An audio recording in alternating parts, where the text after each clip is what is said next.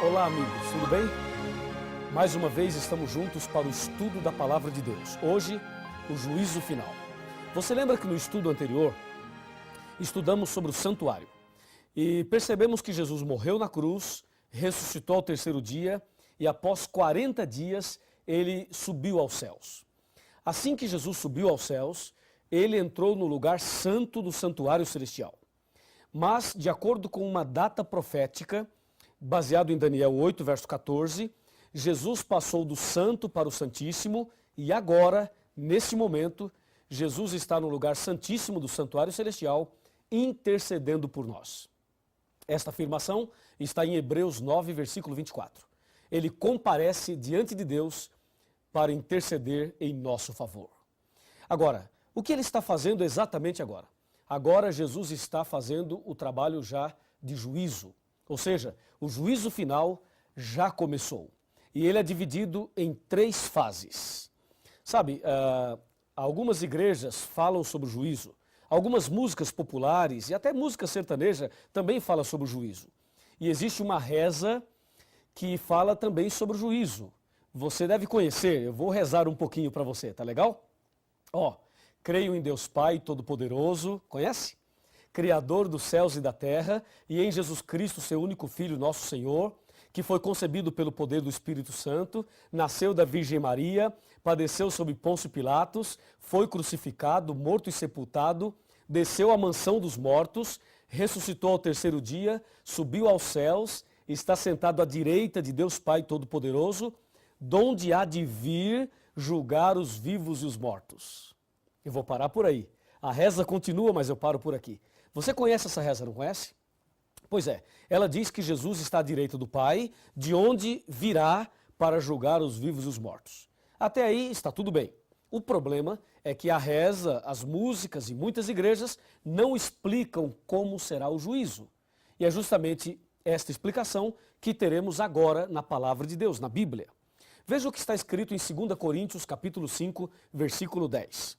O apóstolo Paulo, inspirado pelo Espírito Santo, diz assim: porque importa que todos nós compareçamos perante o tribunal de Cristo, para que cada um receba segundo o bem ou o mal que tiver feito por meio do corpo.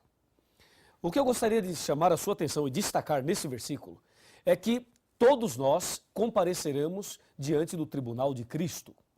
Todos, ricos e pobres, reis, governadores, presidentes, ministros, todos. Pessoas brancas, pessoas negras, homens, mulheres, pessoas de todos os níveis da sociedade, de todos os tipos, de todas as posições, todos comparecerão naquele dia diante do tribunal de Cristo. Ou seja, no juízo final, nenhuma alma escapará. Todos nós passaremos em revista diante de Deus. E mais, nesse juízo final, não dá para praticar suborno, ou seja, se alguma pessoa extremamente rica, na hora do julgamento, vai perder a sua salvação e de repente ela resolve fazer ali uma barganha com Jesus e falar: Senhor, que tal um cheque aí especial para o Senhor quebrar o meu galho? Sabe, isso não existe. No juízo de Deus, a justiça e o amor e também a misericórdia triunfam.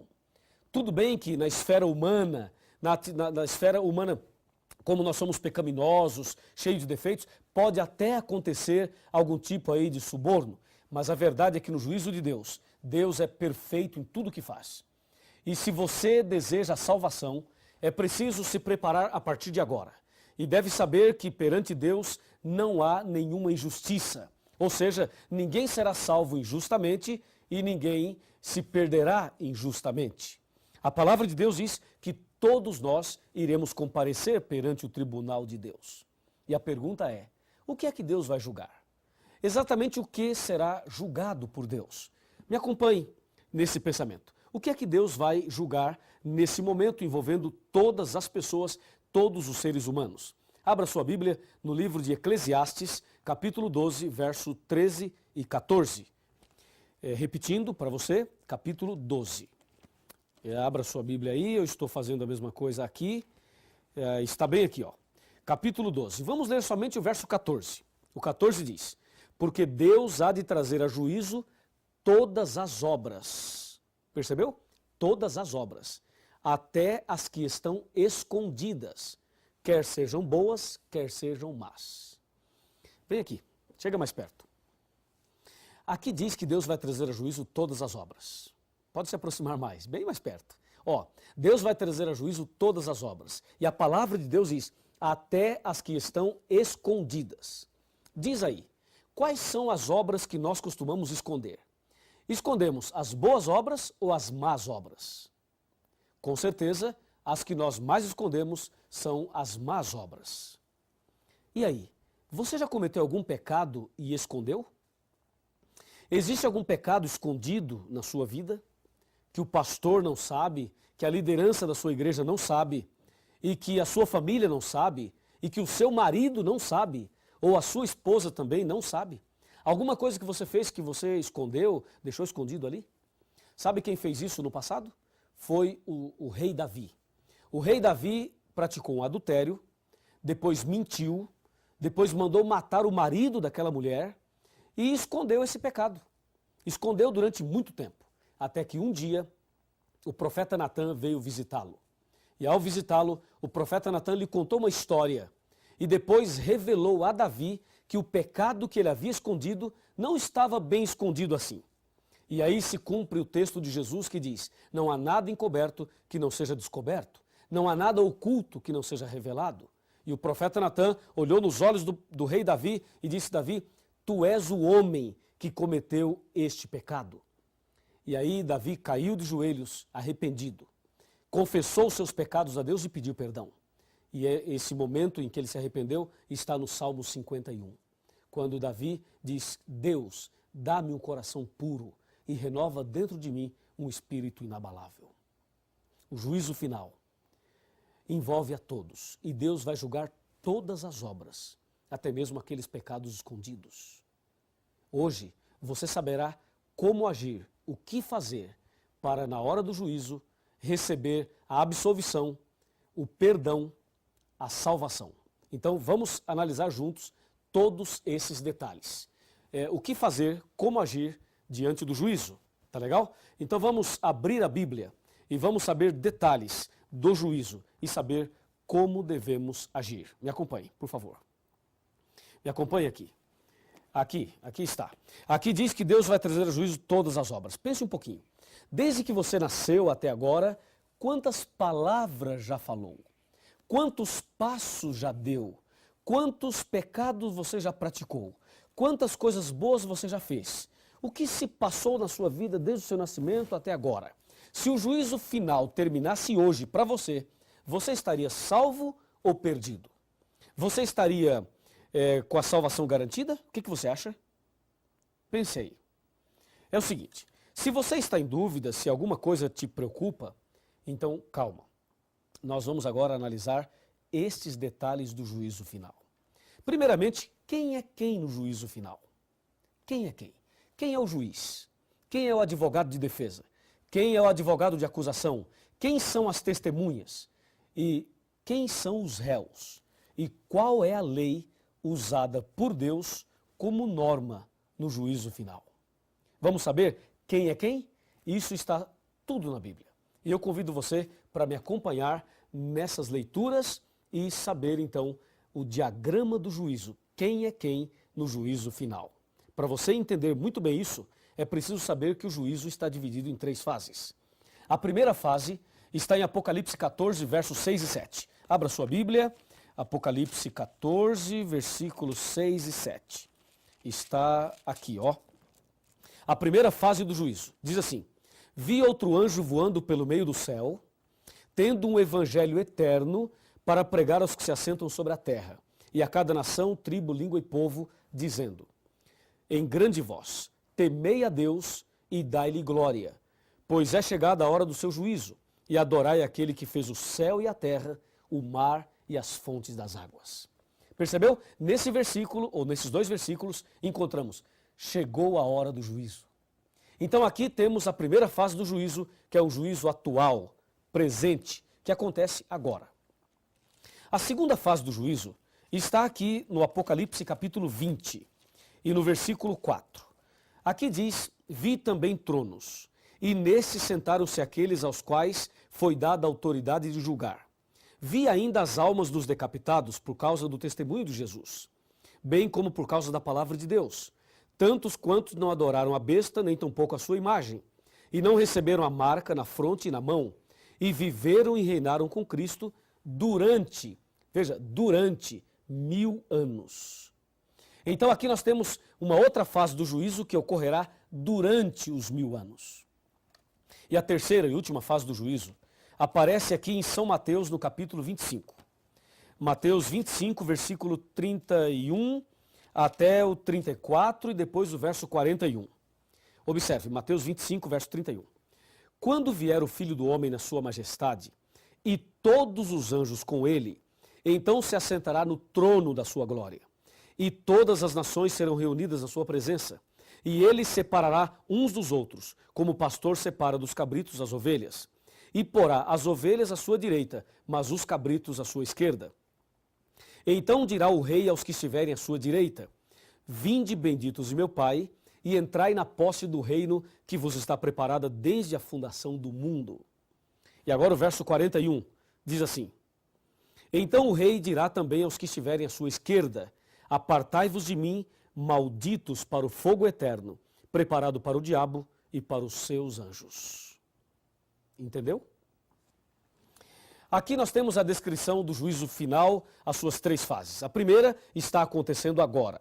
A segunda ocorrerá durante os 1000 anos. E a terceira acontecerá depois dos 1000 anos. É bom que você entenda que o milênio é um período de tempo que está entre a volta de Jesus e a descida da cidade santa. Essa descrição aparece em Apocalipse capítulo 20. Quando Jesus voltar, então começa a contagem dos 1000 anos. E quando descer do céu a cidade santa, a Nova Jerusalém, então estará terminando os 1000 anos. Então agora, antes do milênio, acontece a primeira fase do juízo. Durante o milênio acontecerá a segunda fase e após o milênio, a terceira fase. Me acompanhe agora e vamos analisar alguns detalhes das 3 fases e saberemos ainda quem é quem no juízo final. Quem é o juiz, quem é o advogado e assim por diante. Tá bem? Por favor, vem comigo aqui para nós analisarmos.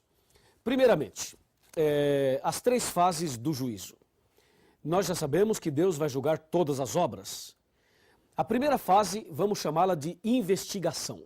Juízo de investigação, aquela fase investigativa. A segunda fase vamos chamar de juízo de comprovação. E a terceira chamaremos de juízo de execução. Deu para você decorar? Vamos de novo. Investigação, comprovação e execução. São as 3 fases. Lembrando que a fase de investigação está acontecendo agora. E que a fase de comprovação ocorrerá durante os 1000 anos. E a terceira de execução ocorrerá após os 1000 anos. A pergunta, quem é quem no juízo final? Eu tenho aqui o diagrama do juízo final. Primeiro, o juiz, na primeira fase, agora, é Deus. Está escrito em Salmo 50, versículo 6. Ali diz que Deus é o juiz. Na segunda fase, durante o milênio, o juiz já não é Deus. Quer dizer, Deus estará ali atuando também, mas, além de Deus, os justos, os salvos, durante o milênio lá no céu, atuarão como juízes. Está aqui em Apocalipse 20, verso 4 e 1 Coríntios 6, versos 2 e 3, que diz, não sabeis que os santos hão de julgar o mundo? Então, na segunda fase, os justos serão juízes. Conforme diz Apocalipse 20, verso 4, quando diz, vi também tronos e nestes sentaram-se aqueles aos quais foi dada a autoridade de julgar. Então Deus dará autoridade de julgar a um grupo de pessoas. E essas pessoas são os justos, que foram salvos e que estarão no céu durante o milênio. Na terceira fase do juízo, quem é o juiz? O juiz será Jesus Cristo. Conforme diz João 5, versículo 22 e também 27. Ali diz, o Pai a ninguém julga, mas deu ao Filho todo o juízo. Então, repetindo, na primeira fase, Deus é o juiz, na segunda fase, os justos atuarão como juízes e na terceira, Jesus é o juiz. Agora, quem é o advogado de defesa na primeira fase? 1 João capítulo 2, versículo 1, diz que nós temos, o versículo diz assim, ó, filhinhos, estas coisas vos tenho dito para que não pequeis. Se todavia alguém pecar, temos um advogado perante o Pai, Jesus Cristo o justo. Que bênção, né? Então Jesus é o nosso advogado de defesa. Hoje, na primeira fase. Entendeu? Deus é o juiz e Jesus é o advogado na primeira fase. E na segunda fase, quem será o advogado? Na segunda fase, lembre-se, durante o milênio, não haverá advogado de defesa. E na terceira fase, após o milênio, também não haverá. Ou seja, nós só temos advogado para nos defender agora, na primeira fase. Quem é o advogado de acusação, o acusador, na primeira fase do juízo? Na primeira fase do juízo, o advogado de acusação é Satanás. Está em Apocalipse, capítulo 12, versículos 9 e 10. Eu vou ler esse texto para você. Apocalipse, capítulo 12, versículos 9 e 10. Diz assim, o 9. E foi expulso o grande dragão, a antiga serpente, que se chama Diabo e Satanás, o sedutor de todo o mundo. Sim, ele foi atirado para a terra e com ele os seus anjos. Então ouvi uma voz do céu proclamando, agora veio a salvação, o poder, o reino do nosso Deus e a autoridade do seu Cristo, pois foi expulso o acusador de nossos irmãos, o mesmo que nos acusa de dia e de noite, diante do nosso Deus. Portanto, o acusador é Satanás. Na segunda fase, onde estará o acusador? Apocalipse 20, versículos 1, 2 e 3, dizem, ali os versículos dizem o seguinte, que o acusador, durante a segunda fase, ele estará preso. Vai descer do céu um anjo que tem a chave do abismo e vai prender Satanás por 1000 anos. Então, na segunda fase, o acusador estará preso. E na terceira fase, Satanás volta para acusar por um pouquinho de tempo. É o que diz o versículo 3 de Apocalipse 20. Aqui diz, claramente, lançou-o no abismo, fechou-o e pôs selo sobre ele, para que não mais enganasse as nações, até que se completassem os 1000 anos. Depois disto, é necessário que ele seja solto por pouco tempo. Então, depois do milênio, na terceira fase, Satanás volta como acusador, mas por pouquinho tempo. Agora, quem são as testemunhas? As testemunhas do juízo final são os anjos. Apocalipse 5, versículo 11. Os anjos. Na primeira, na segunda e na terceira fase. Os anjos são as testemunhas. E quem são os réus? Claro que os réus são todos nós, não há dúvida. Mas, na primeira fase do juízo, os que estão sendo investigados, julgados nesse processo investigativo, são os cristãos, os justos, os filhos de Deus. Conforme diz aqui 1 Pedro 4,17. Está aqui, ó. 1 Pedro 4,17. Porque a ocasião de começar o juízo pela casa de Deus, ou seja, pela igreja, é chegada. Ora, se primeiro vem por nós, qual será o fim daqueles que não obedecem ao Evangelho de Deus? Então, percebeu? O juízo começa pela casa de Deus, pela igreja, pelos cristãos, por aqueles que servem a Deus. É o que diz a palavra de Deus. Então, hoje, os cristãos estão sendo julgados. Na segunda fase do juízo, durante o milênio, os ímpios serão julgados. Na verdade, na segunda fase do juízo, o julgamento é só de comprovação. E na terceira fase do juízo, todos ouvirão de Cristo a sentença final. Os justos ouvirão de Cristo, vinde benditos de meu Pai. E os ímpios ouvirão de Cristo, apartai-vos de mim para o fogo eterno. E por último, a lei. Qual é a lei usada por Deus como norma para o juízo? Tiago, capítulo 2, de 10 a 13, diz que são os 10 mandamentos. Os 10 mandamentos é a lei usada por Deus como norma para o juízo. Se os 10 mandamentos são usados por Deus como norma para o juízo, eu pergunto, o que dizer daqueles que não aceitam a lei, que não aceitam os 10 mandamentos? Como será o julgamento deles? Por isso, é importante entender não somente o diagrama do juízo, mas também a vida de obediência que Deus espera de nós. Então, fechando este estudo, esse pensamento, entenda o seguinte. Na primeira fase do juízo, Deus é o juiz. Na segunda fase, os justos. E na terceira fase, Jesus. Na primeira fase, Jesus é o advogado. Na segunda e na terceira, não haverá advogado de defesa. O acusador. Na primeira fase, o diabo é o acusador. Na segunda fase, ele estará preso. E na terceira, ele volta como acusador. As testemunhas são os anjos nas três fases. Os réus. Hoje, os justos estão sendo julgados. Na segunda fase, os ímpios. E na terceira, todos. A lei usada como norma para o juízo são os 10 mandamentos nas três fases. Eu gostaria de fechar o estudo chamando a sua atenção para o seguinte ponto. Hoje, Cristo é o meu e o seu advogado, mas um dia ele será o nosso juiz.